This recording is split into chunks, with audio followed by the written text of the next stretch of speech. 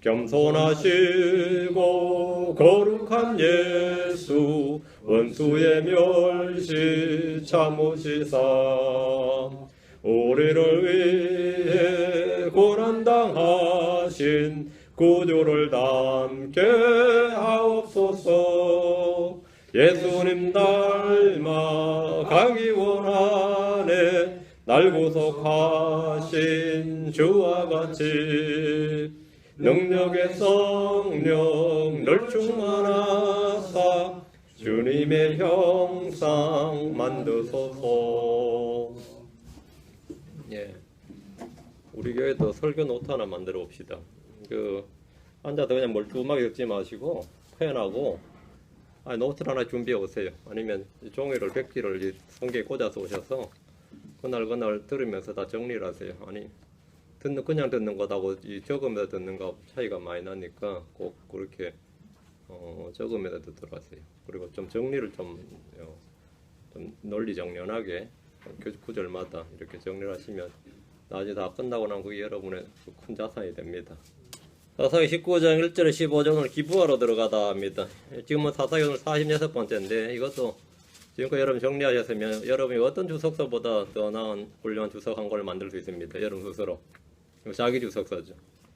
예, 사사기 1장부터 지금까지, 서론부터 지금까지 했죠. 다 이렇게 하면 한 50개 이상 하게 될 것 같은데, 그러면 이제 훌륭한 사사기 하나가 나오는 겁니다. 이제 사사기 19장 15절. 같이 1절부터 15절인데, 사사기 19장 15절 말씀을 같이 읽겠습니다. 기브아로 들어가다 하는데 같이 읽습니다. 그들이 기브아에 가서 머물려고 거기로 돌이키니라. 그가 들어가서 도시의 길거리에 앉았으니 이는 그들을 집으로 데려가 머물게 하는 자가 없었기 때문이더라. 도시의 거리에 앉았으니, 제가 길거리에 이렇게 읽었네요. 도시의 거리에 앉았으니, 기브아로 들어가다 합니다. 자, 기도하겠습니다. 위대하시고 거룩하신 주 하나님 감사합니다. 주님께서 은혜와 복을 주셔서 오늘 주의 말씀을 저희 속에 풍성하게 쏟아부어 주실 간구합니다. 전능하신 주 하나님 도와주십시오.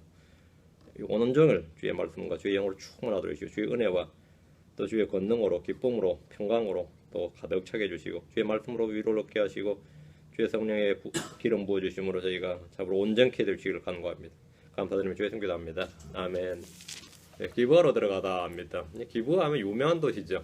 한국 하면 서울, 이스라엘 하면 예루살렘 하지만 기부하도 여러분이 구약 읽는 분들 하면 기부하는 굉장히 유명한 도시입니다. 사사기 19장은 이스라엘 역사상 가장 치욕적인 부분 중에 하나입니다. 죄인으로서 사람은 누구나 지우고 싶은 과거나 역사가 있게 마련입니다. 그때 그 시절은 진짜 나 인생의 암흑기였다. 그 부분은 정말 내가 지워버리고 싶다. 누구한테도 알려주고 싶지 않고 내 스스로도 내 기억에서 지워버리고 싶다. 이런 부분이죠. 그런 거 있습니다. 암흑의 시간이 있다면 또 그런 장소도 있습니다. 그곳으로 내가 얼굴도 올리기 싫다 이거죠. 제가 이 공항에서 근무를 했는데 우리 동료들 다 그랬어요. 자기 김포공항 쪽으로는 지금 인천공항이지만 김포공항 쪽으로는 자신이 고개도 돌리기 싫고 그쪽으로는 오줌도 안 넣는다 그랬어요. 그게 얼마나 힘들었는지 알겠죠. 김포공항 쪽으로는 자기가 쳐다보렸대요. 완전히 그 암흑의 장소다. 암흑의 시간이었다. 어떤 곳에서 지냈던 삶은 너무나 치욕스럽고 고통스러워서 평생토록 다시 기억하고 싶지 않는 그런 장소가 있습니다. 다시는 그쪽으로 고개도 돌리고 싶지 않다든지 그쪽은 쳐다보고 싶지도 않다든지 그런 이들이 있습니다. 사사기 19장과 20장의 기브아가 바로 그런 도시입니다. 이스라엘 역사상 다시는 기억하고 싶지 않는 지우고 싶은 곳이 있다면 당연히 이 부분일 겁니다. 사사기는 이스라엘로서는 생각하고 싶지 않는 그런 부끄러운 역사들로 점철되어 있는데 특히 이곳입니다. 사사기는 이스라엘의 반복적인 우상숭배와 패배로 점철된 역사입니다. 근데 주로 외적에게 당했다가 이제 사사들이 나타나서 구원했다 이랬는데 이 19장, 20장은 외적이 아닙니다. 지들끼리 싸운 거죠. 지들끼리 싸웠는데 싸워도 좀 싸울 만한 걸로 싸웠으면 또 괜찮은데 그것도 아니죠. 그들은 이제 우상숭배와 패배로 점철된 역사였지만 그것들은 어쨌든 간에 회개하고 부르짖어서 주님이 구원하셨다. 이런 식으로 패턴이 반복됩니다.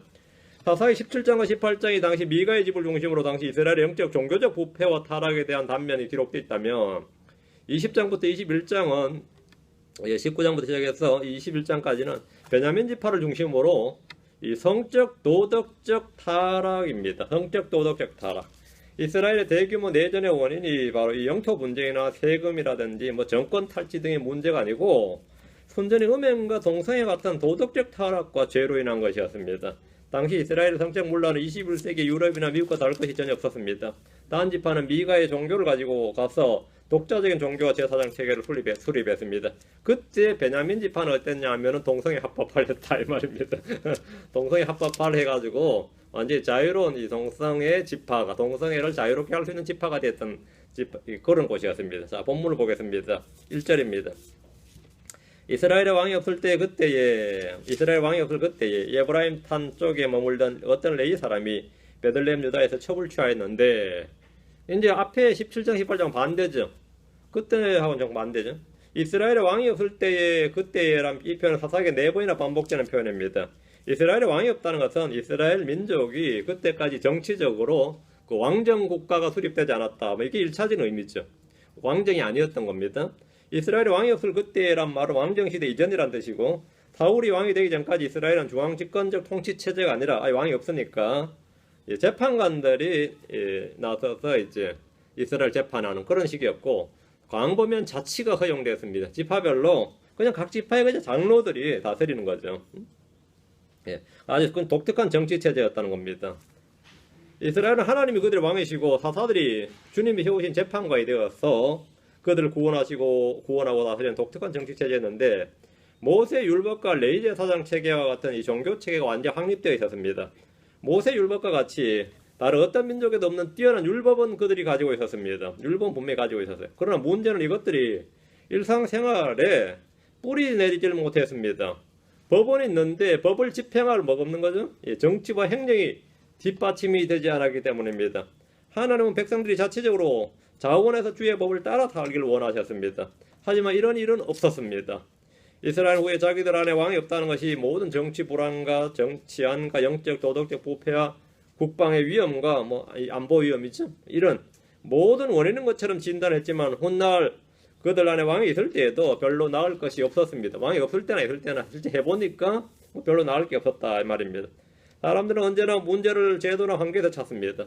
정치가 바뀌어야 된다든지 제도를 바꿔야 된다든지 다 갈아치우자든지 성도들도 마찬가지입니다. 교회를 바꿔보자든지 목사 갈아보자든지 내가 바꾸면 다른 교회 한번 찾아가 보자든지, 하여튼 외부에서 뭘 찾습니다. 바뀌면 좋아질 거라고 생각합니다. 그렇죠? 그래서 선거 구호가 뭐죠? 갈아보자 아니에요. 주로 선거 구호 갈아보자 하고 구간이 명가에다 놔두자 이런 게 이제 저거죠. 바꿔보자 갈아보자 말이에요. 그래서 이들도 이제 사사체계 종결시키고 왕정으로 한번 바꿔보자. 아무도 사람인 자신이 바뀌어야 된다고 생각하려고 하지 않습니다. 내가 바뀌면, 내 마음이 바뀌면, 내 생각이 바뀌면, 내가 변화되면, 내가 성장하면, 이런 마인드를 가진 이는 거의 없습니다. 그런 사람은 거의 없어요. 성도들에게는 하나님 왕이십니다. 예수 그리스도 우리의 주이십니다. 이스라엘에게 필요한 것은 정치 제도나 환경의 변화가 아니라 주의 말씀을 따르는 순종이었습니다. 말씀을 믿고 따르는 순종이었다며. 우리가 이 시대에 가장 필요한 것 역시 주님의 말씀을 따르는 순종입니다. 이스라엘이 우리에게 왕이 없다, 우리에게 왕이 있어야 한다며 왕을 구했을 때 사무엘은 그게 아니다 이거예요. 사무엘상 12장 12절에 주 너희 하나님께서 너희 왕이심에도 불구하고 너희가 내게 말하기를 아니니이다 오직 왕이 우리를 통치하여 하리다 하였도다 하면서 그들을 책망을 했습니다. 하나님 왕이신데 뭐 왕을 구하냐 이거예요. 예수 그리스도는 유대인의 왕입니다. 예수 그리스도는 이스라엘의 왕입니다. 예수 그리스도는 성도들의 왕입니다. 예수 그리스도는 의의 왕이시고 평강의 왕이십니다. 예수 그리스도는 왕이시다. 예수는 왕들의 왕이십니다. 예수 그리스도는 온 땅을 다스리는 왕이십니다. 하늘의 왕국이 세워지는 그때 우리는 그분이 왕이심을 보게 될 겁니다. 스가랴 14장 9절에 또 주께서 온 땅을 다스리는 왕이 되시리니 그날에는 한 주만 계시며 그분의 이름도 하나만 있으리라. 하나님 지금 우리를 통치하시는 왕입니다. 구원받은 성도들은 왕이신 그리스도 예수 그리스도의 통치를 받습니다. 이스라엘 역시 마찬가지입니다. 주께서 그들을 통치하십니다. 땅을 주셨고 법을 주셨습니다. 백성도 만들어 주셨습니다. 자, 하나님 지금 우리 속에 거하시고 걸으시고 일하시고 통치하십니다. 하나님 왕국은 내 안에 있고 왕은 내 안에 계십니다. 왕은 내 안에 있다예요. 하나님 왕국도 지금 내 안에 있습니다. 지금 여러분은 왕이 없는 시대에 살고 있지 않는지, 내가 스스로 왕이 되어 있지 않는지, 어디서 왕을 구하고 있지 않는지 여러분 스스로 한번 생각을 해보시기 바랍니다. 다시 1절입니다. 에브라임 산 쪽에 몰던 어떤 레위 사람이 베들레헴 유다에서 첩을 취하였는데 미가의 집에 온 레위 사람은 베들레헴 유다에서 직업을 찾아 에브라임 산 쪽으로 올라왔다면 이 사람은 반대로 에브라임 산 쪽에 살다가 베들레헴으로 내려가서 첩을 하나 취했어요. 그런데 에브라임 산 쪽에 살던 사람인데 베들레헴 유다로 내려가서 첩을 취했습니다. 당시 유대 사회에서 사람들이 첩을 취하는 일은 그다지 죄나 허물로 여겨지지 않았습니다. 아브라함은 첩들을 취했습니다. 첩이 아니라 성경에 보면 첩들을 취했다 이래 됐죠. 야곱 역시 첩들을 취했습니다. 기드온도 그랬고 다윗이나 솔로몬도 그랬습니다. 사무엘의 아버지도 첩이 있었습니다. 우리는 이런 장면에서 다시 한번 말씀을 올바로 나누어야 할 필요성을 봅니다. 성경에 나오는 모든 사건과 모든 말씀이 다 하나님의 말씀이고 진리의 말씀이지만 모두 다 현재 우리가 따르고 적용해야 될 말씀은 아닙니다. 모든 말씀이 또 모든 사건이 진실이다, 사실이라 해서 모든 진실이 모두가 진리는 아닙니다. 모든 진실이 다 진리는 아니에요. 아브라함이 첩을 취했다. 오케이, 그건 진실이죠. 역사의 사실 진실입니다. 그렇다고 첩을 취해야 된다. 그건 전혀 아닙니다. 그건 전혀 아니에요. 예. 뭐 성경에 이런 일이 있었다. 그럼 아멘 맞다고요. 그 기록된 사실이다 이거. 그건 진실이다 이거. 진실이 진리는 아니에요. 진리는 다 진실이 맞지만 진실이 다 진리는 아닙니다. 진실이 다 진리는 아니에요. 그리고 사실 진실이란 것은 때로는 우리한테 굉장히 불편합니다. 불편한 진실이라고 그러죠. 불편하다 이거예요. 그게 사실이고 진실이에요. 이건 이론도 아니고 뭐도 아니고 그건 사실이다 이거예요. 왜? 그런데 그걸 다루는 법은 사람마다 다릅니다. 그걸 다루는 방법은. 다루는 방법은. 우리는 어떻게 다루죠? 그거는 그렇다. 그건 맞다 이거예요. 아브라함이 첩을 취했다. 오케이요. 뭐 야곱이 첩을 취했다요. 다윗도 첩을 취했고 뭐 마누라 많았다 이거예요. 다윗은 위대한 하나님의 사람이고 하나님의 마음이 합한 사람이다. 맞다 이거예요. 그건 진실이죠. 우리가 다윗을 따르는 거 뭐가 이상했냐? 그건 아니다 이거죠. 그건 아니다 이거예요. 그 진실이든 말든 아니라고. 그건 진실이든 뭐든 간에 우리가 따라야 된다. 그 말은 뭐 전혀 헛소리다 이거예요. 그러면 이제 안식교 근본주의자 몰몬교들 뭐라 그러냐면 아니다 이거죠. 무슨 소리냐 이거죠. 아브라함 우리의 조상이고 믿음의 조상이고 다윗은 믿음의 성군이고 뭐 예수님 모형인데 뭔 소리냐 이거예요. 뭔 소리냐. 그럼 그 사람들도 그 진실이라는 걸 다루는 방법이 다 다릅니다. 우리는 이걸 가지고 뭐 해석이라 그러기도 하고 뭐 교리라 그러기도 하고 뭐라고 다양하게 부르지만 이 진실이라는 것은 굉장히 불편한 거다요. 진실이라는 것이 때로 뭐 다 그런 건 아니지만 그 사무엘의 아버지도 첩이 있었는데 성경에 나오는 모든 사건과 모든 말씀이 다 진리의 말씀이지만 모두 다 현재 우리가 적용해야 될 또는 교리로 받아들여야 될 말씀은 아니다. 지금 크리스천들은 어떤 이유로든지 아무도 첩을 취할 수 없습니다. 첩을 취했다 그러면 그건 간음이지. 그건 뭐 아브라함 다 누구를 끌어들여봐야 그건 헛소리예요. 성경에 어떤 인물을 끌어들여도 그건 헛소리다 이거예요. 어떤 인물 끌어들여도. 예. 그것은 간음과 음행이 아무것도 아닙니다. 구약의 일부 다처제를 신약의 크리스천들에게 적용해서 성경제로 한다면 그는 무죄와 오류를 고백한 것 외에 아무것도 아닙니다. 이 사람은 레이지파였다요. 레이지파가 그렇게 했다요. 맞는 말이에요. 뭐 안 했다는 말 아닙니다. 그건 사실입니다. 그건 진실이에요. 그래서 뭐 영적 제사자도 그건 모형이 되지 않느냐? 그건 아닙니다. 그건 전혀 헛소리예요. 그건 무지와 오류 외에는 아무것도 아니다. 구약과 신약을 올바로 나누어 적용이 됩니다. 이 동성화를 합법화시킨 미국은 이제 곧 일부 다처제를 합법화시킬 겁니다. 벌써 이제 시작됐습니다. 일부 다처제 합법화해달라고 이제 청원이 들어갔는데 지금까지 신청 자체를 안 받았어요. 그건 말도 안 되는 소리이기 때문에 청원을 해도 청원 자체가 그 현장에서 리젝트가 됐는데 지금은 이제 다투어 볼 여지가 있다 해가지고 받아들였죠. 어셉트를 했어요. 이제 며칠 안 됐죠. 어셉트를 했어요. 그 얼마나 황당한데 이 나라가 말이든 이 나라에서 집어진 게 다 예상했던 바지만 소아성애자들 있죠. 그들은 이제 뭐 한번 걸리면 뭐 여기서 뭐 7, 80년 도 막 징역 때리고 그러잖아요. 그것도 근방에 못 가게 접근 금지도 한데 우리도 동성애와 똑같은 성애자이기 때문에 이걸 인정해 달라고 청원을 했어요. 똑같은 논리로 그것도 이제 억셉트가 됐습니다. 이것도 다투어 볼 여지가 있다. 이게 우리 다 예상했던 이야기죠. 우리 다 예상했던 이야기입니다. 이 죄라는 것은 한번 본물이 한 번이 어렵지요. 한번 본물이 터지면 그건 끝장이 나는 거죠. 그래서 이곳에서 이제 일부 다처제 합법화시키는 거는 뭐 시간 문제다 이거죠. 이미 소송이 시작됐는데 주정부에서 허가 안 하면 당장 이제 자기는 이제 정부를 상대 소송하겠다 그러는데 다투어볼 여지가 있다. 얼마나 많은 후퇴인지 알겠죠. 다투어볼 여지가 있다. 이제 정식으로 하겠다 이거예요. 법에서. 무슬림들이 아니어도 구약과 신약을 구분하지 못하는 안식교나 몰몬교나 유대교, 메시안 유대교도 마찬가지. 일부 다처제를 지지합니다. 그들 사이트에서 그걸 분명 확인했어요. 이놈들이 진짜 이걸 진짜 지지하나 싶어서. 이미 미국은 이 운동이 시작됐습니다. 이곳에 시작됐어요. 그래서 구약을 들 먹이는 겁니다. 구약을 들 먹이지. 2절입니다. 그의 첩이 그를 대적하여 창녀짓을 행하고 그를 떠나 베들레헴 유다에 있던 자기 아버지 집으로 가서 거기서 넉 달을 보내니라. 레위 사람이 취한 첩은 그렇게 뭐 여조숙녀도 아니었고 정숙한 사람이나 믿음 있는 사람 아니었던 것 같습니다. 그냥 바로 창녀짓을 행했습니다. 나이 차이가 꽤 많이 났던 것 같아요. 본문에 보면 나이가 나오지는 않는데 젊은 여자 그러고 이렇게 나오는 거 보면 이 레위 사람 나이는 안 나오니까 모르지만 나이 차이가 꽤 났던 것 같고 어쨌든 이 레위 사람이 취한 첩은 창녀짓을 행했어요. 그를 대적하여 그를 떠나 이래 됐죠. 그를 대적하여 그를 떠나 이제. 창녀짓은 땅을 더럽히는 죄로서 율법에 엄격히 금지된 겁니다. 레위기 19장 20절에 내 딸이 몸을 팔게 하여 창녀가 되지 말게 하라. 그 딸이 음행에 빠져 행음에 빠져 사악함으로 가득할까 염려하노라. 여기서 내 딸이란 말은 이스라엘의 딸이란 말입니다. 이스라엘 여자들은 내 딸 그러면 이스라엘의 여자들은 이스라엘의 국적을 가졌다. 이스라엘의 민족을 가졌다. 이 말은 어떤 사람도 이 여자가 뭐 어떤 이유로든지 종은 될지언정 창녀짓을 해서는 안 됩니다. 누구 창녀가 돼서는 안 됩니다. 그 율법이에요. 크리스천들은 구약보다 훨씬 더 높은 영적 도덕적 기준을 가지고 있습니다. 크리스천 자매들은 어떤 사연이 있어도 이 창녀짓을 해서는 안 됩니다. 율법은 창녀짓을 행한 사람은 돌로 쳐서 죽이라고 명령합니다. 동서에도 마찬가지입니다. 신명기 3장 17절에 이스라엘 딸들 중에 창녀가 있지 못하며 이스라엘 여자는 창녀가 있지 못하며 창녀가 될 수 없다 이 말이에요. 이스라엘의 아들들 중에는 남색하는 자가 있지 못할지니라 했습니다. 이것이 모세 율법입니다. 이것이 주의 율법이에요.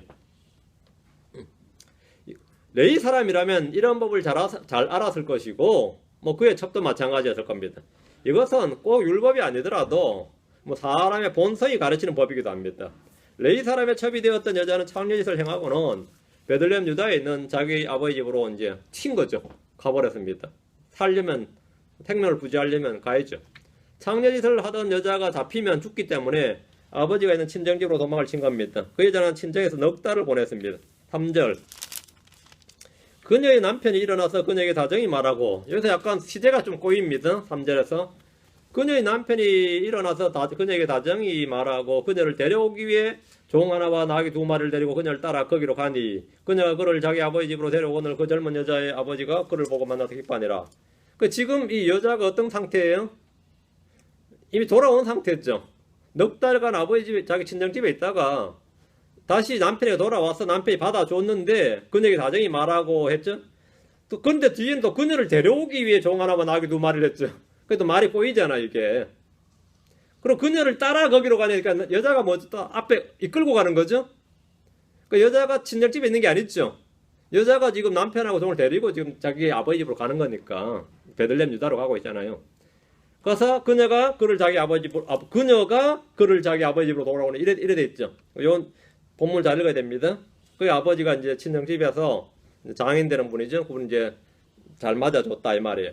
이 구절에 따르면 남편이 베들레헴으로 아내를 찾아간 것이 아니라 첩이 자기 아버지 집에서 넉 달을 보낸 후에 다시 돌아왔던 것으로 보입니다. 그때 남편은 돌아온 자기 첩을 모질게 대하거나 학대하거나 매질하거나 죽인 것이 아니라 일어나서 다정하게 말했습니다. 그런데 이제 이렇게 창녀짓을 했다가 찢어짐 달림 이거는 이혼이에요. 이혼인데 다정하게 말해서 재결합을 원했던 거예요. 이 레위 사람이. 참으로 대단한 남편이죠. 재결합을 했어요. 창녀짓을 하고 도망갔다가 돌아온 첩을 용서하고 다정히 말하며 받아준 겁니다. 그런데 그 다음 말이 그녀를 데려오기 위해서 종 하나와 나귀 2마리를 데리고 해서 처갓집으로 이제 가는 거예요. 이 말은 레위 사람이 첩을 데려 처가로 갔다는 말이 아닙니다. 모세 율법에 따르면 음행은 이혼의 사유이고 이혼 증서를 줘서 내보내게 되어 있습니다. 레위 사람은 자기 첩을 버리지 않고 자기 종과 함께 자기네 집으로 갔는데 첩을 다시 데리고 살겠다는 겁니다. 이건 재혼과 같은 거예요. 한 사람하고 뭐 찢어졌다 다시 결혼한 것 같은 거죠. 그녀가 그를 자기 아버지로 데려오거늘 이 말은 남편과의 화해를 이루었음을 아버지에게 보여주게 한 겁니다. 그 창녀짓을 했던 여자는 자기 남편을 자기 아버지 집으로 데리고 왔고, 그 젊은 여자의 아버지가, 그 장인어른이죠, 그를 보고 만나서 기뻐했습니다. 딸을 죽이거나 내쫓아낸 것이 아니라 또 뭐 여기 와서 뭐 따지러 온 것도 아니고 말이죠. 이렇게 다시 찾아와서 데려가겠다고 이혼하지 않고 다시 아내로 삼겠다 이 말입니다. 데려가겠다 이 말이. 그래서 반갑고 기뻤던 겁니다. 네, 이 사람은 마치 성화된 신약의 크리스천처럼 용서, 화해와 사랑으로 허물을 덮어줬습니다. 율법 아래 있었지만 율법대로 행한 것이 아니라 율법의 더 중대한 문제인 판단의 공의와 긍휼과 믿음에다가 사랑을 더했습니다. 그 일에 이 사람은 정말 뭐 대단한 사람이죠. 이는 우리를 향한 그리스도의 사랑의 예표입니다. 4절입니다. 그의 장인고 그 젊은 여자 아버지가 그를 머물게 하며 그가 사흘 동안 그와 함께 거하였으며 이처럼 그들이 먹고 마시며 거기에 머물렀더라. 잔치를 베풀어 준 거죠. 첩의 아버지는 자기 딸과 함께 온 사이를 잘 내잡았습니다. 사흘 동안 함께 먹고 마시며 환대를 했습니다. 용서와 화해와 사랑의 잔치를 할 수 있습니다. 이는 돌아온 탕자를 맞아 잔치를 베푼 아버지와 같은 그런 겁니다. 주님은 말씀하시기를 오직 너희는 가서 내가 긍휼을 원하고 희생을 원치 아니하노라 하신 말씀이 무슨 뜻인지 배우라 하셨는데, 레위 사람은 당시 이 말씀을 알고 있는 것처럼 그렇게 순종을 했습니다. 긍휼은 심판을 읽고 기뻐합니다. 긍휼을 베푼 자는 복이 있습니다. 하나님은 긍휼을 베푸심으로 구원하셨습니다. 하나님 다윗에게 베푼 확실한 긍휼을 우리에게도 동일하게 베풀어 주셨습니다. 주님 앞에 나와서 내게 긍휼을 베푸소서라고 외쳤던 사람들 중에 긍휼을 입지 못한 사람은 아무도 없습니다. 우린 주께 긍휼을 구해야 됩니다. 우린 긍휼을 얻고 필요한 때에 도우실 은혜를 얻기 위해서 은혜 왕자로 담대히 나아가야 합니다.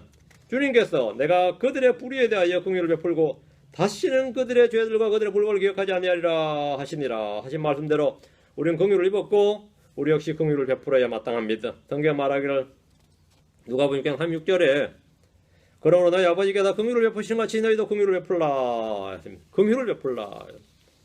누가복음 10장 31절에 그가 이르되 그에게 긍휼을 베푼 자니이다 하매 예수님께서 그에게 이르시되 가서 너도 그와 같이 하라 하시니라. 가서 너도 그와 같이 긍휼을 베풀라 이 말입니다. 5절입니다. 49장 5절. 나흘째 되는 날에 그들이 아침에 일찍 일어나니라. 그가 떠나려고 일어나니 그 젊은 여자의 아버지가 자기 사에게 이르되 빵 한 조각을 먹고 그대의 마음을 위로한 뒤에 너희 길로 가라 하니라. 이 사람 나흘째 되는 날 아침에 일찍 일어나서 떠나려고 했습니다. 뭐 사흘이나 먹고 마셨으니까 충분하죠. 나흘째 되는 날 이제 집으로 돌아가려고 했는데 장인이 허락을 하지 않는 거예요. 좀 더 있다 가라는 겁니다. 나흘 동안이나 먹고 마셨음에도 가는 것을 붙잡았습니다. 6절 7절. 그 두 사람이 앉아서 함께 먹고 마셨으니 그 젊은 여자의 아버지가 그 사람이 이르되 원하건대 흡족히 여기고 온 마음을 머무르며 그대 마음을 즐겁게 하라 하였더라. 그 사람이 일어나서 떠나려 하되 그의 장인이 간청함으로 그가 거기서 다시 머물렀더라. 해서 하루 더 머무르게 된 거죠. 이 사람이 일어나서 떠나려 했지만 정작 장인이 간청함으로 하루를 더 머물게 되었습니다. 나흘 동안 이제 먹고 마신 겁니다. 이제 이 정도면 이제 많이 한 거죠. 많이 한 것 같아요. 8절. 다섯째 날 아침에 그가 떠나려고 일찍 일어나니 그 젊은 여자 아버지가 이르되 원하건대 그대의 마음을 위로하라 하므로 그들이 오후까지 머물며 그들이 함께 먹으니라. 이거 가지를 못하게 하는 거예요. 왜 이렇게 한 것 같아요? 여러분 생각이 그냥 짐작에 뭐 이 양반은 뭐 계속 붙들어 놓고 먹고 마시기 같이 레위 사람은 먹고 마시는데 왜 이렇게 한 것 같아요? 다섯째 날 아침에 그가 떠나러 일찍 일어났지만 그 젊은 여자분 또 붙들었습니다. 그들은 오후까지 몸을 함께 먹었습니다. 레위 사람의 처가 방문은 장인의 극진한 환대 속에서 닷새나 지속이 되었습니다. 9절. 그 사람이 자기 첩과 종과 함께 떠나려고 일어나매 그의 장인 그 젊은 여자 아버지가 그에게 이르되 보라 이제 날이 저물어 저녁이 되어가니 청하건대 온 밤을 머물라. 보라 날이 저물어 가느니라. 여기에 머무르며 그대의 마음을 즐겁게 하고 내일 일찍 너의 길로 떠나 내 집으로 돌아가라 하였으나 하루 더 머무르라 이거죠. 오후가 돼서 레위 사람은 자기 종과 자기 첩과 함께 떠나러 일어났습니다. 아침 일찍 떠나지 못하고 오후에 에브라임 산지에 있는 자기 집으로 떠나게 된 겁니다. 그 젊은 여자의 아버지는 날이 저물어 저녁이 되어가니까 하룻밤을 더 묵고 내일 아침 돌아가라고 권면했습니다. 장인은 왜 이렇게 계속 이렇게 사이를 붙드느냐 이거죠. 이미 결혼했던 이들이지만 다시 자기 딸을 찾으러 온 사이에게 제2의 결혼잔치를 베풀어 준 겁니다. 그 결혼잔치가 보통 1회 동안 되기 때문에 이 양반 놔두면 그 1회 채우는 거예요. 일주일 채우려고 지금 이러고 있는 겁니다. 그 일주일 꼬박 채워서 이제 좀 잘 살라 이거예요. 응? 보통 혼인잔치는 7일간 하는데 장인은 사회를 이곳에 1회 정도 붙들어 두고 잔치를 벌이고 자기 딸과 제2의 결혼을 통해서 잘 살라는 뜻입니다. 이것은 딸을 향한 아버지의 마음입니다. 응? 뭐 재산이 많아서 그런 것도 아니고 시간이 많아서 그런 것도 아니고 다 이게 사랑이에요. 응? 그래서 이제 그래서 1회 동안 그냥 어디 붙들어서 다시 하면 또 먹고 가라 그러고 해서 1회 꽉 채우고 싶은 거예요. 아버지는 타의 마음을 기쁘고 즐겁게 하는데 최선을 다했고 이는 자기 딸과 완전한 화해와 회복과 사랑을 이루도록 하기 위한 것입니다. 이 구절을 우리에게 적용하면 뭐 갈라디아 6장 1, 2절이죠. 크리스천들이 적용하면 형제들아 만일 어떤 사람이 잘못에 빠지거든 영적인 내는 온유의 영으로 그러한 자를 회복시키고 내 자신을 살펴보아 너도 시험에 들지 않게 하라. 너희는 서로 남의 짐들을 지라 그리하여 그리스도의 법을 성취하라. 이렇게.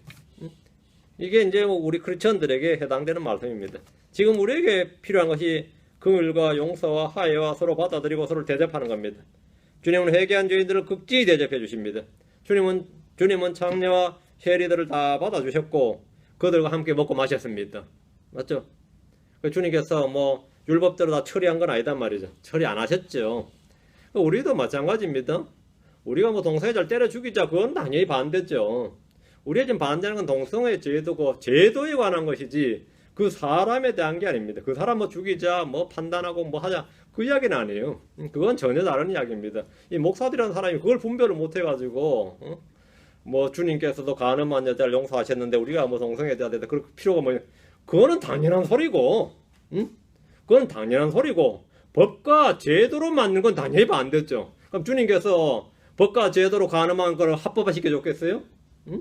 법과 제도로 간음한 여자를 용서한 건 오케이지만 주님이 간음을 그러면 그 합법화시키자 그럼 주님이 오케이 했겠냐고. 그런 돌대가리 같은 미친 목사들이 말이죠. 지금 한국 교육에 수두룩합니다. 어디 글 써달라 그러고 말이죠. 인터뷰하고 하면 뭐 우리가 뭐 그런 걸 뭐 논할 내가 뭐 그런 사람을 판단할 만한 뭐 그런 입장이 안 된다느냐 하면서 지가 아주 겸손한 척하면서 헛소리를 하고 있어요. 유명한 목사들이 앞에서 그런 말 하면 말이죠. 그 밑에 사람들은 그 유명한 목사도 내가 못 판단한다는데 네가 뭔데 그렇지. 안 그러겠어요? 그러나 진짜 정작의 영적 싸움을 붙어야 될 곳에서 힘을 쭉 빼버린 거 뒤에서 뒤에서 그것도 한 큰 교회 목사라는 사람들이 그따위 짓을 한단 말이죠. 그 당연한 소리를 헛소리로 만들어버리는 사람들이 있어요. 당연한 소리를. 그러니까 한 소리가 점잖은 말로 그래요. 뭐 주님께서 간음한 여자를 용서하신 장면이 생각난다느니 뭐 이러고 있단 말이지. 그런 짓을 하면서 말이죠. TV나 라디오 나와서 한마디 해버리는 겁니다. 그 유명한 목사가 그렇게 말했다. 그 유명한 목사가 존경받는 목사가. 그러면 그 반대하고 피켓 들었던 사람들은 등심만 한 번에 등심만 들어버린 겁니다. 한 번에. 주님은 회개한 죄인들을 극진히 대해 주십니다. 그건 당연한 소리입니다. 그렇다고 죄를 합법화시켜 주는 건 그건 어림도 없는 소리입니다. 그 죄인들의 긍휼을 베풀어 주는 것과 죄를 합법화시켜 주는 것하고는 전혀 다른 이야기입니다. 전혀 다른 이야기예요. 주님은 창녀와 세리들을 받아주셨고 그들과 함께 먹고 마셨습니다. 오케이. 그럼 창녀를 합법화시켜 주자. 예루살렘의 사창가를 합법화시켜 주자. 그게 주님이 거기에 대해서 오케이 했겠냐 이 말입니다. 그게 말이 되는 소리냐 이거예요. 내 친구가 자주 쓰는 표현이 뭐냐면 머리에 총 맞은 놈이지 그런데 내 친구가 자주 쓰는 표현이 있어요. 머리에 뻥꾸라 같은 놈이 총 맞은 놈이지 그래요. 그게 머리에 총 맞은 놈이지. 그 짓을 지금 말이죠. 그 정도로 이제 지금 현재 이제 분별이 없는 겁니다. 10절입니다. 19장 10절. 그 사람이 그 밤에 머무르려 하지 아니하고 일어나서 떠나 여부스 맞은편에 이르렀는데 여부스는 곧 예루살렘이라. 안장을 얹은 나귀 2마리와 그의 첩도 그와 함께했더라. 이 부분 여부스는 곧 예루살렘이더라. 이게 참 여기 이 주님의 성경 기록 이 방법이에요. 이런 거 볼 때 저는 성경의 위대함을 느낍니다. 이게 왜 나온 것 같아요? 그냥 뭐 예루살렘이면 예루살렘이더라, 여부스는 여부스더라 하면 되거든요. 근데 여부스는 곧 예루살렘이더라 이렇게 탁 기록을 해놨는데 이 여부스를 유다 지파나 베냐민 지파가 정복을 했어야 됩니다. 주님께서 가나안 땅에 들어가면 너보다 더 크고 강한 7민족을 멸할 때 그 7민족 중에 하나가 여부스족입니다. 그래서 여부스족을 멸하지 못하고 예루살렘을 지금 멸하지 못해서 여기서 사고가 나는 겁니다. 여기서 멸해버려서 게임 끝났어요. 그 주님의 말씀에 불순종한 것이 이스라엘 민족 전체에 뭐가 되느냐면 비극이 되는 겁니다. 이 여부스란 지역은 유다와 베냐민 지파가 정복해야 되는 땅입니다. 여부스는 물론 나중에 다윗이 정복한데 한참 뒤죠. 한참 뒤죠. 레위 사람은 장인의 청을 거부하고 일어났습니다. 그 밤에 거기 머무르려 하지 않고 떠나서 여부스 맞은편에 일어났습니다. 여부스는 예루살렘의 옛 이름인데 레위 사람과 첩아나와 종아나 세 사람이죠. 그리고 나귀 2마리가 에브라임 향해 가는 길에 예루살렘 근처까지 온 겁니다. 아직 예루살렘은 아니죠. 예루살렘의 이름은 이제 다윗 때 붙여진 죠. 여부스는 곧 예루살렘이라 했는데 참 영적 깊이가 있는 말씀입니다. 여부스가 곧 예루살렘입니다. 여부스가 예루살렘이에요. 아브라함이 아브라함입니다. 사레가 사라고, 야곱이 이스라엘입니다. 시몬이 베드로입니다. 히브리 청년 사울이 바울입니다. 헬라 이름 바울이에요. 여부스는 여부스 족속에 살던 도시지만 예루살렘은 다윗의 도시고 주의 성전이 세워진 이스라엘의 수도고 심장인 도시입니다. 여부스가 우리의 옛사람이라면 예루살렘 우리의 새사람입니다. 같은 도시지만 전혀 다른 도시듯이 우리는 같은 사람이지만 전혀 다른 도시입니다. 전혀 다른 사람입니다. 우리는 같은 사람이지만 전혀 다른 사람이다 이거죠. 그러니까 윤성목이하고 피터윤하고 차이 이 말이지. 근데 차이가 있나? 그놈이 그놈 아닌가? 그놈이 그놈이죠. 예, 그 사람이 그 사람이지. 여부스가 예루살렘이에요. 11절 그들이 여부스 옆에 이르렀을 때 낮이 많이 지났으므로 낮이 많이 지났단 말은 이제 거의 저녁 해가 질 무렵이다 이 말이죠. 종이 자기 주인에게 이르되 오소서 원하건대 우리가 돌이켜 여부스 족속의 이 도시에 들어가 그 안에 머물러야 하리다 하니 이제 이 걸음 속도라든지 이런 걸 다 봤을 때 오늘은 여기서 자야겠다 여기 1박 해야겠다 이런 거죠. 여부스에 이르렀을 때 거의 저녁이 되었습니다. 오후에 출발했기 때문에 이들은 밤에 머물 곳을 찾아야 됩니다. 종이 자기 주인에게 오소서 원하건대 우리가 돌이켜 여부스 족속의 도시에 들어가 그 안에 머물러야 하리다 했는데 이 말은 아직까지 이곳이 유다 지파의 땅이 아니었던 겁니다. 하나님께서 가나안으로 들어가서 멸하라고 하신 더 크고 강한 민족 7족속을 말씀하실 때 헷 족속, 기르가스 족속, 아모리 족속, 가나안 족속, 브리스 족속, 히위 족속, 여부스 족속이죠. 근데 이 7민족만 멸하라는 건 아니에요. 여부스 족속 등 이렇게 했기 때문에 등이라고 되어 있기 때문에 7족속만 멸하는 게 아니고 7족속은 히브리 족속보다 강한 민족이에요. 크고 강한 민족이고 나머지 족속은 더 약한 민족이었죠. 요수아가 멸한 게 이제 33명 왕을 33명 죽였던가요? 근데 그 중에서 7족속은 확실히 강한 민족이었어요. 그 중에서 여부스 족속은 정복전쟁 때 반드시 멸해야 할 7민족 주님이 딱 지정해 주신 민족입니다. 그런데 유다 지파와 베냐민 지파는 여부스 족속을 멸하지 못했습니다. 요수아 15장 63절에 보면 예루살렘 거주민들인 여부스 족속으로 말하건대 유다 자손이 그들을 쫓아내지 못하였대. 여부스 족속이 이날까지 유다 자손과 함께 예루살렘에 거하느니라 했고 유다 자손 여부스 족속을 쫓아내지 못했고 그들과 함께 동거를 했습니다. 불순종에 대한 대가, 불순종은 그에 대한 대가가 따르기 마련입니다. 사사기 1장 21절에는 베냐민 자손이 예루살렘에 거주하던 여부스 족속을 쫓아내지 아니하며 여부스 족속이 베냐민 자손과 함께 이날까지 예루살렘에 가느니라. 여부스 족속이 유다 지파와 베냐민 지파와 함께 거한 거예요. 그 베냐민 역시 여부스 족속을 쫓아내지 않았습니다. 말이 돈 거지. 예루살렘은 온전히 여부스 족속의 땅이었고 다윗이 이곳을 점령하고 그들을 쫓아낸 후에 비로소 완전한 이스라엘의 영토가 되었는데 그 역대기하 11장에 나온 이야기예요.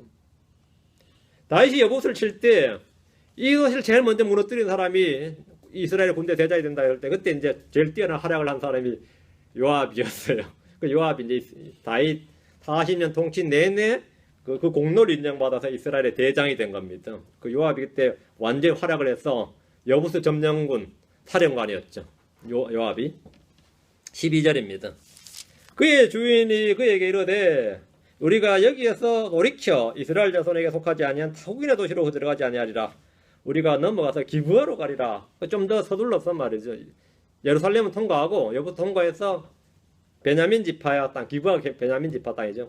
어떻게 하든 자기 나라 땅에서 머물겠다 이거죠.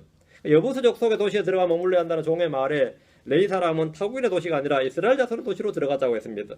여부스 족속은 주님께서 멸하라고 하신 사악한 민족이고 이곳은 우상 숭배가 심했고 불법이 가득한 도시였습니다. 이런 이유로 레위 사람으로서 그는 이방인의 도시에 머물고 싶지 않았던 것입니다. 그는 레위 사람으로서 주님께서 멸하라고 하신 사악한 족속의 도시에서 하루를 머무르기보다는 자기 민족의 도시, 거기서 하룻밤을 더 지내고자 했습니다. 우리가 넘어가서 기브아로 가리라 했는데 그게 그 좋은 판단이 아니었습니다. 그 자체는 뭐 나쁜 게 아닌데 결과로는 그래졌단 말이에요. 기브아는 여부스의 이웃 도시고 베냐민 지파의 땅이었습니다. 베냐민은 여부스 족속을 멸하고 이곳을 차지해야 됐지만 기브아에서 딱 멈춘 겁니다. 13절 또 자기 종에게 이르되 오라 우리가 기브아나 라마 두 곳 중에 한 곳에 가까이 가서 온밤을 지내자. 기브아나 라마 이랬죠.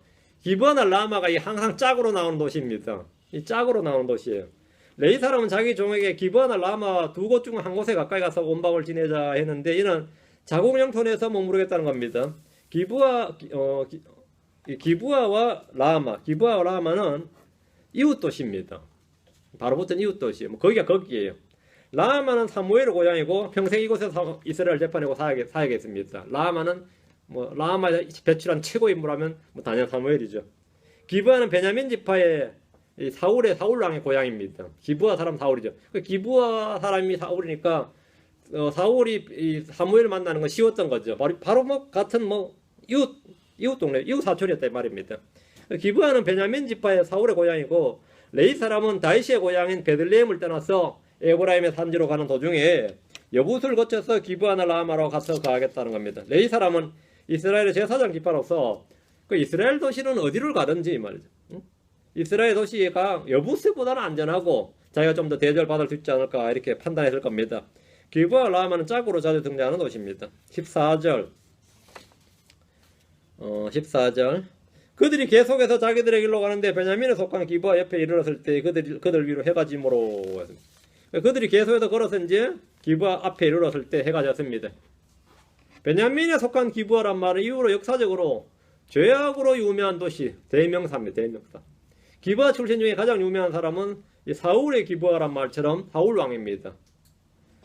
호세아 9장 9절과 10장 9절에 보면 그들이 기브아의 시대에서와 같이 자신을 심히 부패시켰으니 그러므로 그분께서 그들의 불법을 기억하고 그들의 죄들을 벌하시리라.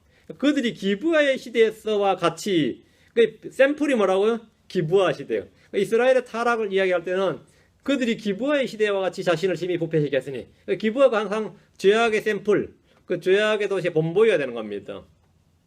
대언자 호세아가 이스라엘의 죄를 책망할 때 기브아 시대와 같이 이렇게 말하는 겁니다. 기브아 시대와 같이 이렇게. 기브아 시대가 바로 이 본문을 배경으로 하고 있습니다. 오늘 사사기 본문을 배경으로 하고 있습니다. 베냐민에 속한 기브아는 죄악의 도시였고 벨리알의 아들들이 사는 도시로 알려져 있습니다. 기브아의 시대는 이스라엘의 죄와 불법이 넘치는 그런 시대를 말합니다. 왕이 없는 시대, 사람들이 자기 눈에 오른 대로 행하던 시대, 음행과 폭력이 난무하던 시대, 법과 도덕이 없는 그런 시대, 그런 도시가 기브아 시대입니다. 레위 사람은 그 사실을 모른 채 단지 여기가 이스라엘 지파의 도시다, 여기가 베냐민 지파의 도시라는 이유만으로 여부스가 아닌 이곳에서 하루를 묵으려고 했던 겁니다. 호세아 10장 9절에도 오 이스라엘아 내가 기브아의 시대로부터 죄를 지었도다. 죄를 지었도다. 물론 죄야 광야서부터 지었고 이집트에서부터 지었죠. 가나안에 들어와서부터 지었고 그런데 주님이 결정된 사건을 딱 이정표로 삼는 랜드마크로 삼는 그 시대가 뭐냐 내가 기브아의 시대로부터 죄를 지었도다. 기브아의 시대를 딱 뭐로 잡냐면 항상 그걸 잡아요. 기브아가 어떤 건지 그게 기브아의 시대로부터 하면 이 기브아의 시대가 이 사사기 19장 20장에 나오는 이야기예요. 기브아의 시대로부터 그들이 거기에 서 있었는데 불법의 자손들을 치려고 일어난 기브아에서의 전쟁이 그들을 따라잡지 못하였느니라. 기브아의 전쟁 다 본문 이야기입니다. 후에 대언자들이 기브아 이야기하면 이 이야기단 말이죠. 내가 기브아의 시대로부터 이 말 역시 오늘 본문을 배경으로 합니다. 기브아는 이스라엘 역사상 가장 큰 내전이 발생했고 가장 많은 희생자를 치렀습니다. 그러나 이후로 이 전쟁이 이스라엘 사람들의 준 교훈은 아무것도 없었습니다. 우리가 얼마나 이 죄로 말미암아서 우리 자신이 말이죠. 차라리 블레셋에 20년 지배받는 것보다 더 큰 피해를 받았단 말이죠. 블레셋에 몇 년 차라리 말이죠. 이웃 동네의 이웃 그 족속들에게 지배를 받는 것보다 몇십 년 지배받는 것보다 더 큰 피해를 받았어요. 자기들이 스스로가. 우리가 남한테 받는 어떤 박해나 뭐 크다 그래도 실제로 가장 큰 자해 행위는 자기 스스로 지는 죄입니다. 자기가 자기를 망치는 겁니다. 다른 거 없어요. 남이 하고 싶어도 사실 남 아닙니다. 자기예요. 자기. 15절입니다. 그들이 기브아에 가서 머물려고 거기로 들어가니라.